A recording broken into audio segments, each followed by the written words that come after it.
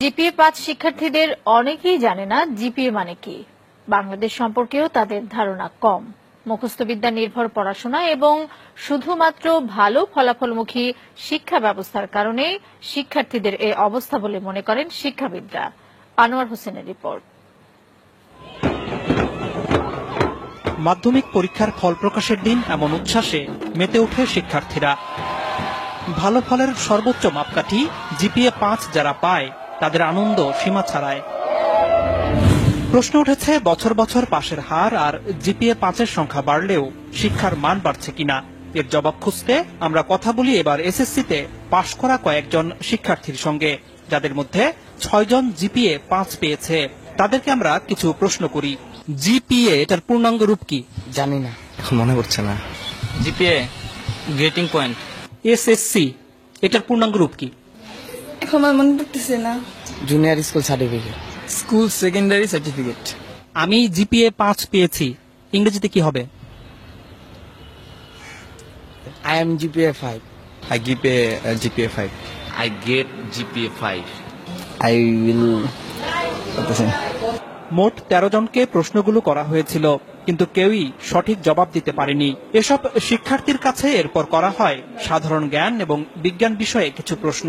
পাঠ্য বইতে বিভিন্ন সময় পড়লেও খুব কম প্রশ্নেরই সঠিক উত্তর দিতে পারে তারা।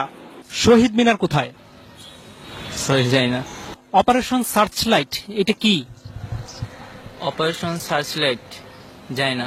অপারেশন করার সময় যে লাইটটা জ্বালা ওইটা হয়তো জানি, কিন্তু তার বেশি কিছু জানি না। 25শে মার্চ কাল রাতে পাকিস্তানি হানাদার বাহিনী যে প্ল্যানিং করে আমাদের দেশে হঠাৎ আক্রমণ করে, ওইটাকে অপারেশন সার্চলাইট বলা হয়। শহীদ বুদ্ধিজীবী দিবস কবে? শহীদ বুদ্ধি দিবস জানি না। 17 আগস্ট। 10 ডিসেম্বর। আন্তর্জাতিক মাতৃভাষা দিবস কবে? জানি না। স্বাধীনতা দিবস কত তারিখে? স্বাধীনতা দিবস 16 ডিসেম্বর। বিজয় দিবস কবে? বিজয় দিবস হচ্ছে 26শে ডিসেম্বর। জাতীয় স্মৃতিসৌধ কোথায়? জাতীয় স্মৃতিসৌধ হচ্ছে পাই না। রণসঙ্গীত কে রচনা করেছে? পারি না। রবীন্দ্রনাথ ঠাকুর। বাংলাদেশের জাতীয় সঙ্গীতের রচয়িতা কে? কাজী নজরুল ইসলাম। মাউন্ট এভারেস্ট কোথায়? ইংল্যান্ড। তুমি সায়েন্সে পড়েছ। পিথাগোরাস কে? একজন ঔপন্যাসিক। নিউটন কোন তত্ত্বের জন্য বিখ্যাত? জানি না। আইনস্টাইনের কোন তত্ত্ব কি তোমাদের পড়িয়েছে? আইনস্টাইন না, নিউটনের পড়ছি, কিন্তু আইনস্টাইনের পড়ি নাই। নিউটনের তত্ত্বটা কি, নাম কি? গাছ থেকে মানে আপেল পড়ার যেই তত্ত্বটার নাম কি? নামটা মনে নেই। বাংলাদেশের বর্তমান রাষ্ট্রপতির নাম কি? বাংলাদেশের বর্তমান রাষ্ট্রপতির নাম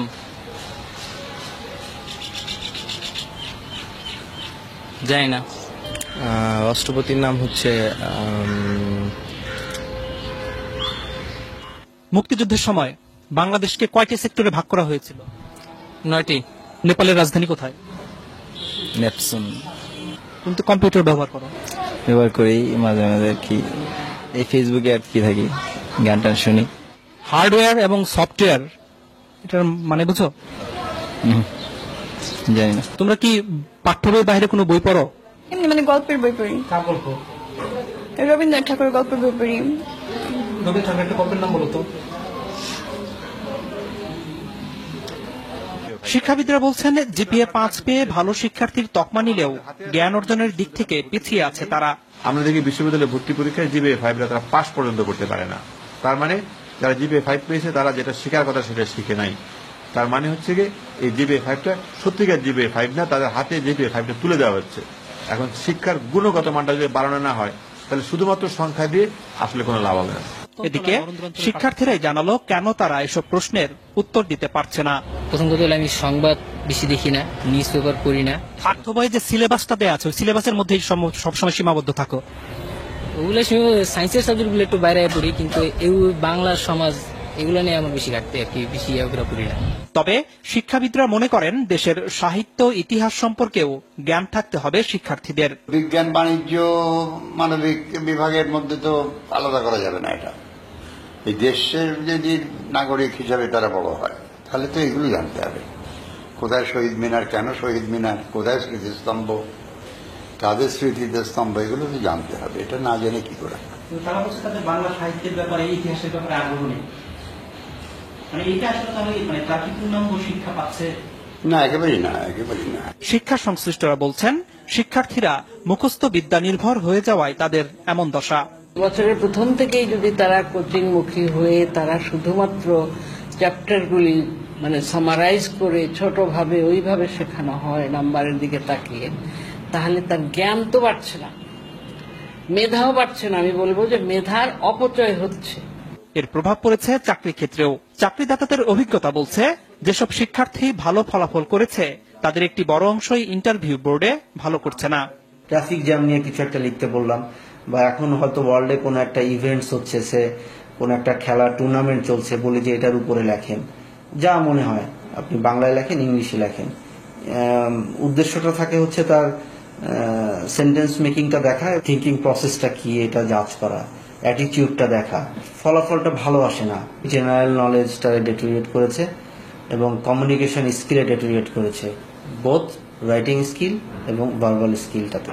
এমন বাস্তবতায় শিক্ষার্থীদের গুণগত মান নিশ্চিত করতে তারা যেন মুখস্থের পরিবর্তে পাঠ্য বই আগাগোড়া পড়তে এবং পাঠ্য বইয়ের বাইরেও বই পড়তে উৎসাহিত হয়, সে ব্যাপারে অভিভাবক এবং শিক্ষকদের জোরালো ভূমিকা রাখার আহ্বান শিক্ষাবিদদের। আনোয়ার হোসেন, মাছরাঙা সংবাদ, ঢাকা।